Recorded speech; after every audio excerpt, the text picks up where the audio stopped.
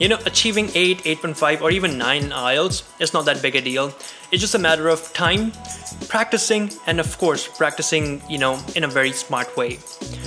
For myself, I achieved 8.5 in my IELTS reading basically through this timetable that I've followed religiously, pretty much. And I'll share that with you. Try it out, and of course, you can customize it according to how you have to. The whole point is find the weaknesses that you have in yourself. For me, it was grammar. Find that, and of course, dedicate a lot of time to that in the day. You need to have a balanced approach, right? So here, let's look at my timetable and how it helped me to achieve 8.5 in my IELTS reading. So I would wake up at about 4 a.m. in the morning. About between 4 and 5, it was just time for prayers, going to the Gurdwara, just my own personal things. Starting 5 a.m., 5 to 7 a.m., it was all about grammar. I had a workbook for grammar. I would just go through it, work all the different exercises in it, learn about it, summarize those things, and try to explain those things to myself again. That was an active learning technique that I used. Then 7 a.m. to 8 a.m., it was all about breakfast. You need to have a break. Even if you're studying for like a 2-hour stretch, make sure you get a break in between, in between that. And of course, take a decent break and make sure you eat properly. That's important. So between 7 to 8 a.m. was breakfast time. Starting 8 until 8:45, I would do a reading paper. So sometimes it would even go up until 9, but I would try to finish it in 45 minutes. That was my aim, to kind of go through the exam fast, go through the paper fast so that I can practice. Mornings was all about speeding, going through the passages and try to read as fast as I could. Of course, I wouldn't get the best score in the morning because, I was trying to be fast, but it did help me to learn and read faster. So do that. Once that is done, between 9 to 11 a.m., I would focus on writing task 1 and task 2. And of course, once I would finish that, I would also do a review on what the mistakes I made and what my progress was between that, and in the past week. Then about 11:30 a.m. and 12 p.m., between that little bit, I worked on vocabulary as well as book reading. This is very important. What you want to do is start a notebook for yourself and divide it into 4 different columns. In the first column, write down the word, the difficult word that you found when you're reading.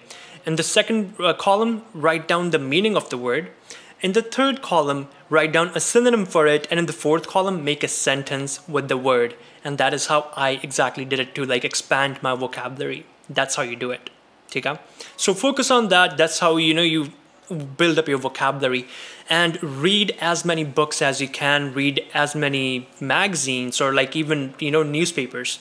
Don't just stick to one thing. You need to diversify your reading content. Okay, so after that, about 1 p.m. until 3 p.m., that was my lunch plus break. I would take a nap because waking up at 4 in the morning, I would be tired. So of course I took a break in there. So starting about 3 until 4:30 p.m., I did my speaking practice, and I had a friend who was also preparing for their IELTS exam, so we would just kind of question each other and work through that and record the sessions to find what mistakes we made. Starting 4:30 p.m. to 6 p.m., again, it was time for grammar. So you see how I spent about 3.5 hours a day just focusing on grammar itself. That was my weakness. Focus on your weakness. Give it some time like that. And then starting about 6 to 7 p.m., I would do a reading paper practice again. This time it would be about trying to get as many answers correct and give myself the complete 60 minutes. So that was, the point of it. Then 7 to 8 p.m. was dinner time. Spend some time with the family, the whole thing. From 8 p.m. to 8:30 p.m. was listening to podcast. For me, listening wasn't that big a deal. I can listen really well. I can focus on it good as well. Just to kind of put it, keep it in the loop. I would just listen to a podcast for about half an hour, 45 minutes, and that would really help me out. And later on in the, in my training, I did change my schedule up a little bit and I added more listening in there. So that was something that helped me out. So listen to podcasts that will really help you understand English when it's being spoken. Between 8:30 p.m. and 9:30 p.m., it was all about vocabulary and writing again. So I would just write an essay and then try to find and use as many words as I could in there. And it was all about learning vocabulary, putting into context, and writing an essay, and of course putting that for a review as well. And finally 9:30 to 10:30, it was just like watch a movie or a TV show, then go to sleep. That's all I did for my IELTS preparation. That was my timetable. Going to institutes, that's one thing if you do that, because that gives structure to your day as well. But if you're preparing for yourself, by yourself, make a timetable like this for yourself, and you need to follow it religiously. And one thing to keep in mind, follow these timetables for about like a 2-week time, and during the time, track your progress. Like, how are things working out? Is your score improving or not? If it's not improving, you might want to like shuffle things around and spend some more time on doing things where you're making mistakes. And if it's improving and you're seeing progress, stick to it for a little bit longer, maybe do like 2 more weeks. So it's like a sprint for like every 2 weeks. That's what you're doing essentially. It's like a project, right? So after 2 weeks, see how's the progress. If you're making progress, continue doing it for another 2 weeks. Now you've spent about a month doing this.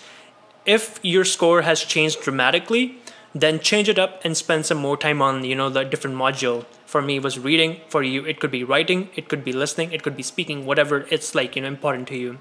So there you go. That's how I got 8.5 in my IELTS reading. And, I just gave you the big secret on that. So make a timetable for yourself, stick to it. If you have any questions about this, if you need any help with it, drop comments in the comment section below. Subscribe, because we'll be putting out more information like this. And of course, share it with your friends so that, they can do it too. Well, good luck with your exam. I'll see you in the next video.